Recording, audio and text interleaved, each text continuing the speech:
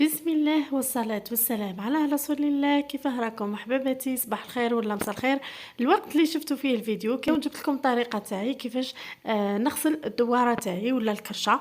لهنا كما راكم تشوفوا تحصلوا على بياض ناصع الله يبارك ما شاء الله. لهنا نجيبوا الكربايه ولا الباسينه اللي نغسلوا فيها حنغسلوا فيها الدواره تاعنا. لهنا درت فيها مسخون ماء يغلي يا البنات، ماشي مسخون، لازم يكون يغلي. لهنا واش درت فيه؟ درت مغرفه تاع ملح، درت عصير تاع حبه ليمون، ودرت زوج باكي تاع خميره تاع الكاطو، ودرت فيه مغرفه تاع بيكربونات صوديوم عفوا. ماشي مهم لو كان ما عندكمش، مش لازم تتوفر عندكم. لهنا حطيتهم في هذا الماء، خلطتهم شويه ونروحوا نجيبوا الدواره تاعنا باش نحطوها في هذا الماء. كما راكم تشوفوا الدواره تاعي راني غسلتها مليح مليح، نقيتها، سلخت لها هذوك سلختها شويه، نحيت لها هذاك الصفوره اللي تقعد فيها، ورايحين نطرومبيوها في هذاك الماء. هنا حطيتها نحطها واحد 2 دقائق ولا نخليوها حتى تتشمخ مليح. ولا هنا ردوا بالكم يا البنات راهو الماء يغلي كما قلت لكم في الاول.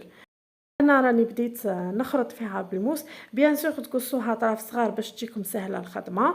لهنا راني نخرط فيها بالموس ولا نبسطو فيها كل منطقه وكيفاش يقولوا. لهنا نبداو نحيو هذيك الكشره كما راكم تشوفوا راهي سهله وثم تتنحى بيسك الماء سخون بزاف. كاين مناطق اللي يحبوا يخليوها هكذاك، ما يحبوش يبسطوها. كل واحد وكيفاش يحب ياكلها، كل واحد وطريقته، كل واحد هي ديجا بيضاء. كي نحيو لها هذيك القشره هذيك الكحله هذيك ديجا راهي تولي بيضاء وحدها. نكملوا هكذا حتى نكملوا الكرشه تاعنا كامل. راني نقيتها كامل، شوفوا ديجا راهي نظيفه بلا ما نكملوا العمليه تاعنا.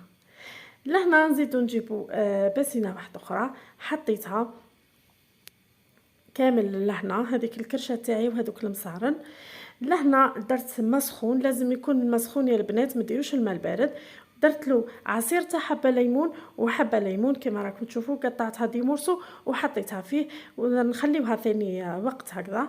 ومن بعد نحيو الدواره تاعنا ولا الكرشه تحصلوا عليها بيضاء ما شاء الله. لهنا سمحوا لي لانه الاضاءه كانت شويه ضعيفه، هي خير من هكذا تبان بيضاء على هكذا.